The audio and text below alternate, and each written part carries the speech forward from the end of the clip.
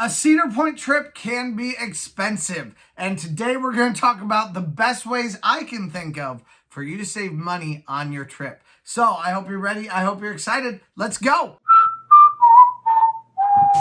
First of all, welcome to Beer in a Theme Park, a show where we drink a beer and talk about a theme park.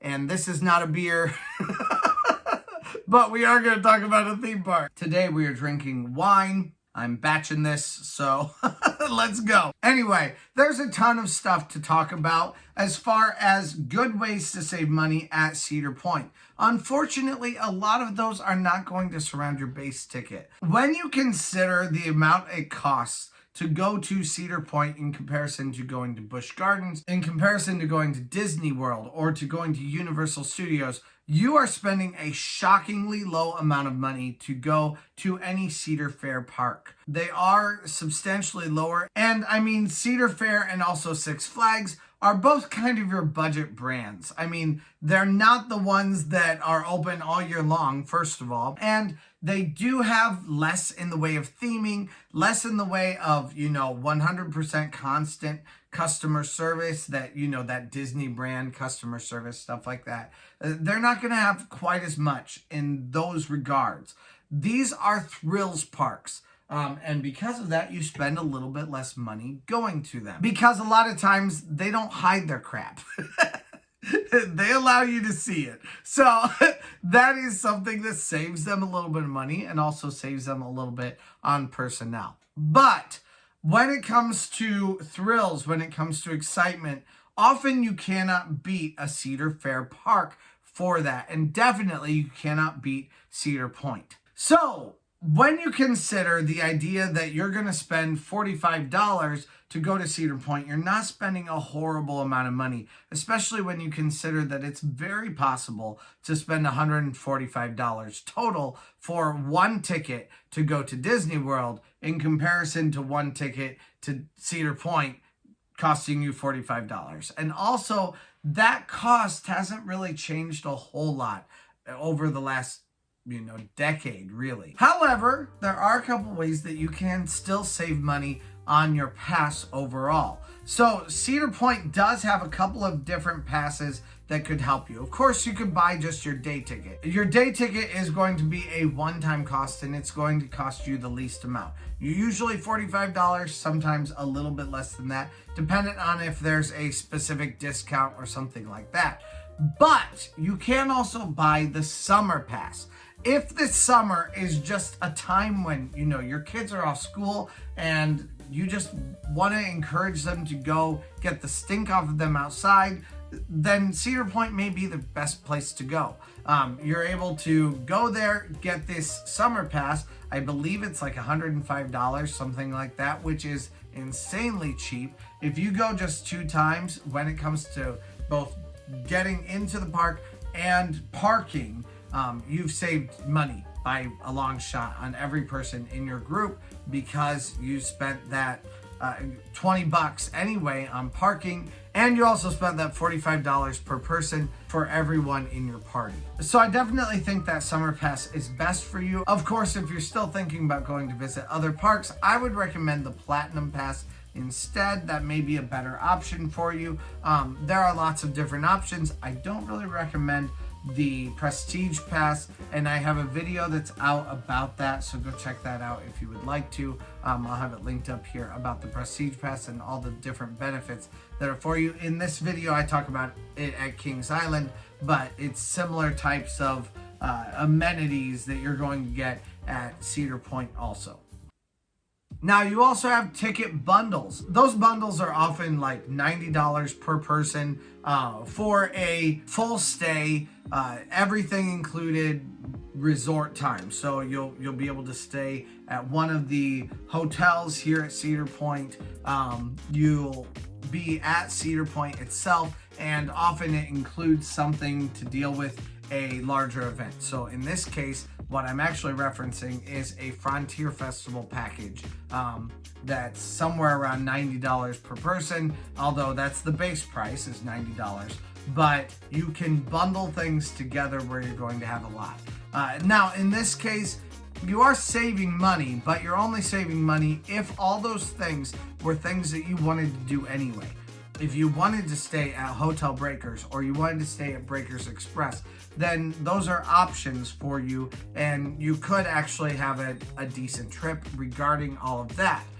If you didn't want that and you wanted to save some money other places, then this would not be the option that I would recommend for you, because it's not really going to save you a ton. So instead, I would refer you to 2B, which I've never done in a video before, but we're going to do a 2B in this one, which would be to stay at a hotel that would be off of Cedar Point property. Especially stay at a hotel that would be one of the smaller hotels in the area. One of the more locally owned hotels. There are actually some great family-friendly, family-owned hotels. We're talking Maples Inn, we're talking the Quality Lodge, we're talking staying at the Island Hotel in Port Clinton, which is a little bit further of a drive, but also an incredible place to be, with a great little town right around it and a beautiful hotel. Absolutely worthwhile in my opinion, and you're going to spend a lot less money. But we're talking about those kinds of things here. Those would be great options for you, and I do have tons of off-campus hotel reviews at your disposal on this YouTube page. So go check it out. Go check out any of the hotels that you think may be interesting. Definitely go find those, because you may find one that's a great gem for you and your family. But I try to be very honest about their little foibles and things that make them a little bit different one way or another. By far, I would say that my favorite is staying at the Island Hotel. It is incredible. It was beautiful. They were great little rooms, and it's a historic little building. About the worst thing that happens is their staircases creak as you walk down them. If that's the worst thing, then sign me up. Anyway, go check those out if you would like to. I'll have them linked up here or down in the description, something like that. My third recommendation is that there are AAA and there are military discounts that you can get. Now, I think these usually only take off like $10. Again, $45, taking off $10 is, first of all, a lot of money, but also that's really nothing in comparison to what you're going to pay for most amusement parks to be able to go visit them. But there are some options to get some discounts as far as that goes. Of course, there also are some options from time to time of discounts on the Cedar Point website also, but you have to be eagle-eyed about it. You have to know what's going on. Now, this is one that I have not tried yet, but it is one I'm planning on trying just for fun one way or another, but also to see how much money you could possibly save and time also that you could possibly save. Taking the Jet Express from downtown Sandusky to Cedar Point. I do know it's a possibility. I don't know how much it costs. I've seen amounts of like $3.50 per person to much higher than that. So I'm not entirely sure what the amount would cost, what it would actually take for you to do this. This is all a learning experience for me, but I think you may be able to save some money. Now, I will tell you, downtown, you don't have to spend as much money because parking is free downtown. But you would have to pay $3.50 at least per person to ride the Jet Express. So this is probably only worthwhile if you are either a party of one or you are a party of two. But it may save you a little bit of money on that. On top of that, it may save you some money as far as spending time with your family, because you won't have to wait in this horrendous line of cars that are going to be waiting down Cedar Point Drive. Unfortunately, Cedar Point Drive is just insane. That entire causeway is often, if you get there late, it's horrible, which is another reason why you need to get there early and stay late, because you're going to wait in horrible traffic on the way in and on the way out. And nobody likes horrible traffic. So my recommendation is always that you would get there very early. But if you're not getting there early, being able to take the Jet Express is a good option. Often, there are also times when Cedar Point does close down. I have seen this happen before. And if Cedar Point closes down, then the road itself will stop accepting people into it. So I don't know what they actually do, if they just let a few people in, then they close it off early or what. But there are people who even can leave and then get stuck outside of the park. So it's very difficult, you know, like they're landlocked. They have fewer parking spaces than they probably need. So it is one of those where taking the Jet Express might actually allow you to leave. You could go get something to eat in downtown Sandusky if you wanted to, and then come back if you wanted to do those things, but only with the Jet Express. And taking it that many times, I think that may make it so that it wouldn't make you save money, but it might make you save some time or give you some options of other places to go besides just driving to the nearest McDonald's. So obviously that one wasn't the best way to save money, but I will give you one that definitely is. And this, of course, is external to your ticket, and that is that you can tailgate. Tailgating is a great way for you to save some money. Get your lunch or even your dinner and pack it in your car. Have some sandwiches, have some mayo, have a cooler, and be able to come back to your car. I've seen people who open up the back of their car, they have like an awning over the back of it, and they just kind of sit there with their family out in kind of the middle of the road watching for cars, and they just hang out there and just eat their lunch, and it's great for everyone. This is especially good, especially if you have a larger party. You know, if grandma, grandpa, and all your kids have come with you, then yes, you probably should tailgate. You're going to spend a lot of money on food, and that's going to be a horrible way for you to spend a ton of money unless you have passes with food passes for everyone while they're in the park. So this is definitely a good way for you to save some money. It's a good way for you to even also bond with your family, spend some time out in the parking lot and just kind of hang out a little bit. It doesn't save you as much time. Of course, you're going to have to walk very far out of the park and then walk back and make all the food and all that kind of stuff.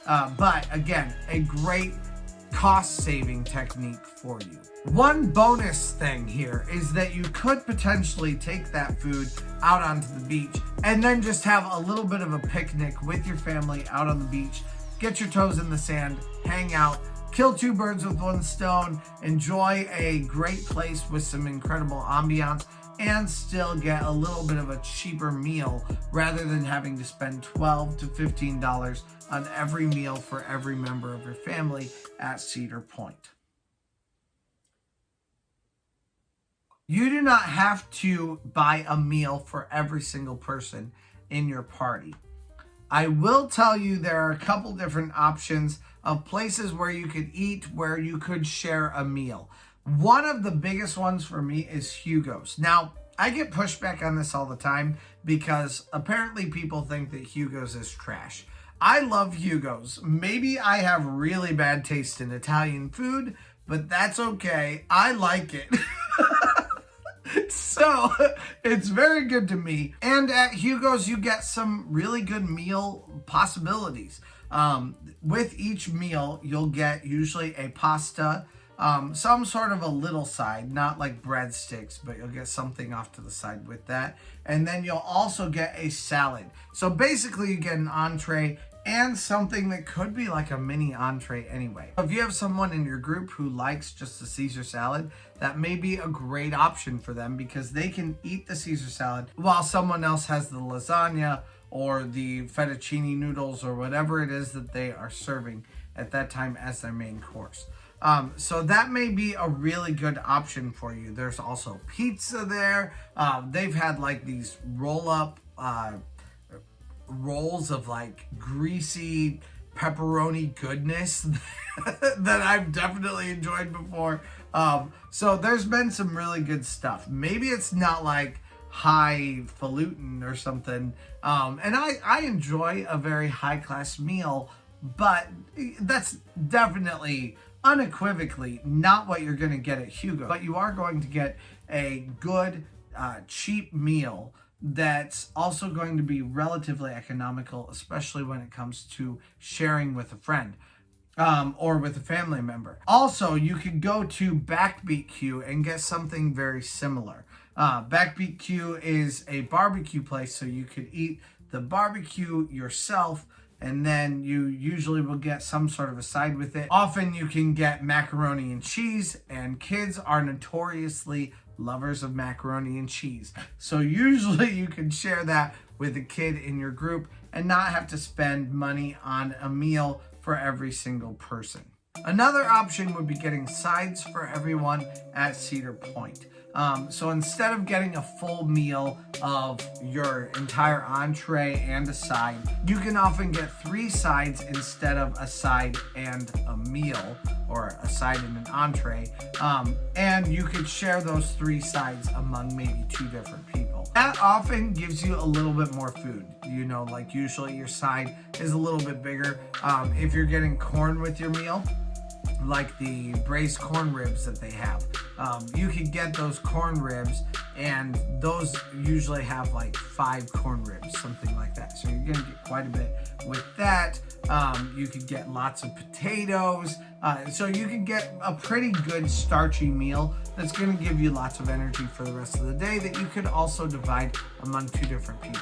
So Farmhouse Kitchen and Grill may be a great option for you with that, but they do this at most of the parks. It just depends on what they offer as their sides and whether that seems appropriate to you or not. Now, it is very, very easy to spend a ton of money at Cedar Point. Between all the different merch opportunities, between drinks and, you know, finding your favorite kind of beer to drink. Obviously, again, this isn't beer, but I am done with it now. Having those things, it does get very expensive. Often for a beer, you're going to spend $12 a pop. For each meal, you're going to spend $12 also. If you want any kind of snacks, you're usually looking between $6 and $8 for any kind of a snack, whether that snack is some sort of Dippin' Dots or a pretzel or some sort of popcorn. You're spending a lot of money on more frivolous things at Cedar Point. Not to mention taking your kids into the candy store and opening up the Pandora's box that is that. So you may want to have some sort of way to control the amount of cash that you actually spend. And that is the one positive I would say to Cedar Point going cashless. Over the pandemic, they went completely cashless. And in 2021, I believe. So with that is something that's really changed the vibe of Cedar Point altogether. You do need to have a card to be able to spend money at Cedar Point. So they have these cards that you can spend, that you can load up with money for Cedar Point, which is nice. I don't love it that they do it altogether, but it's nice that they have the card. I did have them run out of the card one time. That made me mad. But one cool thing with the card is you can take that card and you can put whatever amount of money you would like to on it. If every kid has their own allowance that they may already have saved up and that's what they're allowed to spend, then they can bring that cash on their own and they can put that in the machine and get their card from it. If you have a certain spending amount for your own family, just all together, you're always going to spend all of your time together, but you've decided that $40 is your limit and that's all you're going to spend, then that may be an option for you also. It's a good way to limit the amount of money that you're allowed to spend. So you just don't allow yourself to dip into your wallet at all, other than these $40 that I have earmarked for today, or these $100, or whatever it is that you're allowing yourself to spend for the day, apart from your ticket to already get you into Cedar Point. That may be a great option for you and a great way to make sure that you're not spending too much money at Cedar Point. The only caveat that I would say would come with that is you need to keep track of how much you're spending, because if you go over, you're just gonna all of a sudden realize that oh no, I don't have money anymore. And if that happens before, dinner time, then you're going to start dipping into your own pocket and into your own debit card to be able to take over for what you didn't plan for otherwise. So that would be my caveat on that. Number 9, fanny pack snacks. We all love them, and I was born in the 90s. We all had fanny packs. Now we all have fanny packs again because they're cool again, dang it. So bring your fanny packs, pack them up with all kinds of snacks for your kids. Bring them in. They will allow that at security, I believe. You can bring in snacks. I used to bring in snacks in my stroller for my daughter when she was very, very little. There are no videos of that, but I have done that before. That is an option. Bring in some string cheese. Bring in some, apple slices, some things like that for your kids.